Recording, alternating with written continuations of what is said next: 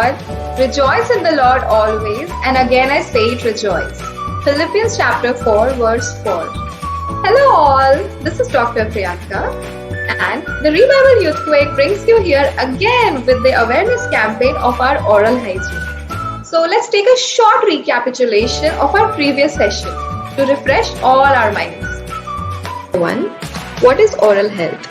Point number 2. Why is it so important? Point number 3. How does it affect our overall health and well? Around 30% of children have misaligned jaws and teeth.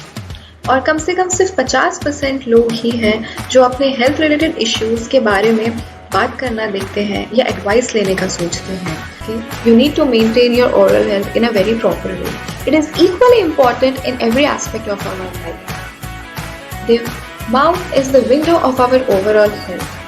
जिस तरीके से हम लोग कुछ भी खाना खाते हैं, हमें प्रॉपर न्यूट्रिएंट, विटामिन्स, प्रोटीन्स मिलता है, उसी तरीके से हमारा माउथ जो होता है, it is also the entry point for all the bacterial infections. I would love to share some important aspects about our oral health in coming days. Till then, stay happy, stay safe, and do not forget to smile. तो previously हमने देखा एक छोटा सा basic या फिर एक introductory part हमारे ओरल हेल्थ का.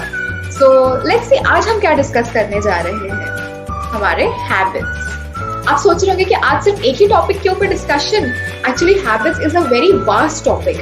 इसको कवर करने के लिए काफी टाइम लगता है, बट हम लोग इतना ज्यादा भी डिटेल में नहीं जाएंगे. बस उतना देखेंगे जितना इफेक्टिव है, जितना हम लोगों के लिए नेसेसरी है, और जिस चीजों को हमें नेग्लेक्ट नहीं करना या ग्रांटेड नहीं लेना.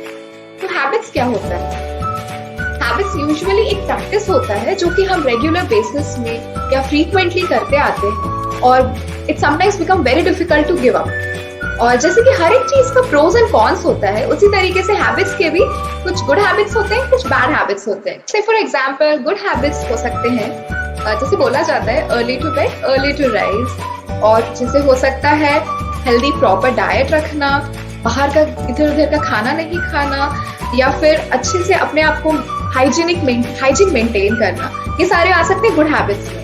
बैड हैबिट्स में आ सकता है late night sleeping, mobile phones को पास में रख करके सोना, और ऑयली फूड स्टफ्स खाना. सो आज हम लोग डिस्कस करेंगे दोनों हैबिट्स के बारे में. So will talk about good ones first.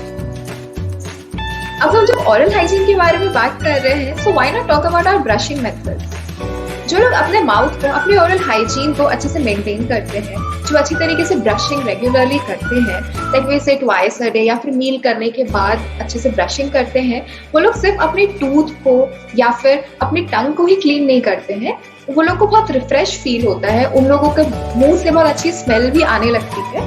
और उसके अलावा जो बहुत कम लोगों को पता है, जो हमारे गम्स होते हैं जिन्हें जिंजाइवा कहा जाता है, उसका भी अच्छी तरीके से मसाज होता है.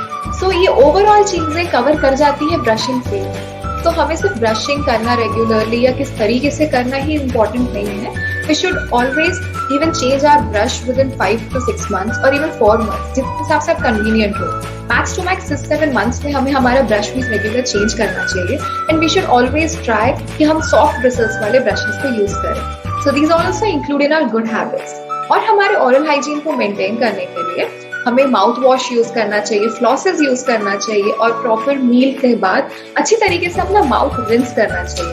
अब आप सोच रहे होंगे कि माउथ वॉश किस लिए? वो तो बस कभी कभार स्मेल दूर करने के लिए हो सकता है, बट ऐसा नहीं है. माउथ वॉशेस एंटी बैक्टीरियल भी होते हैं, तो वो हमारे जो तुरंत जो भी जर्म्स या बैक्टीरिया अक्यूमुलेट हुए होंगे, वो उनको भी अच्छी तरीके से क्लीन कर देता है, अच्छी तरीके से उनको भी रिंस कर सकता है. तो हमें माउथ वॉशेस भी यूज करना चाहिए, और फ्लॉसेस जो कि इंडिया में बहुत कम लोग यूज करते हैं, जो मैंने पिछले बार भी बताया था, लेकिन हमें वो भी यूज करना चाहिए. स्पेशली जब हमारे दांतों के बीच में जो भी चीजें फंस जाती हैं, वो फ्लॉसेस के जरिए ही इजीली रिमूव हो सकती है. और फ्लॉसेस के बेनिफिट्स भी मैंने पिछली बार बताया था कि फ्लॉसेस यूज करने से क्या हो सकता है. सो ये तो बाहरी चीजें हो गई जो हमें हमारे माउथ को किस तरीके से क्लीन करना है, कैसे मेंटेन करना है. बट उसके साथ साथ हमें हमारी डाइट पे भी फोकस करना चाहिए.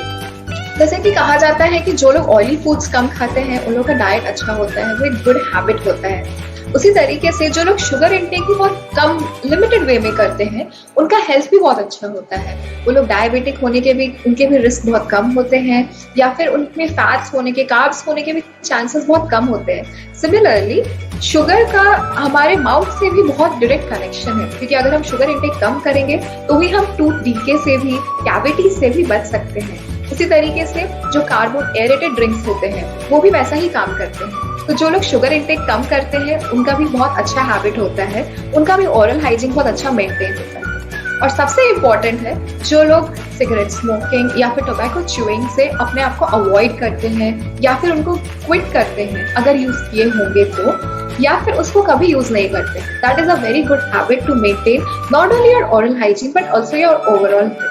सो ये सारे थी हमारी जो कि गुड हैबिट्स में हम गिन सकते हैं। तो ये मैंने कुछ पॉइंट्स बताए हैं हमारे ओरल हाइजीन से रिलेटेड, हमारे गुड हैबिट्स। आप इसको अपने हिसाब से, आप अपने आप को रैंकिंग दे सकते हैं on a scale of 1 to 10 कि आप कितने रैंक में हैं, कितना % आप अपना गुड हैबिट मेंटेन करते हैं। This was just a brief about our good oral habits.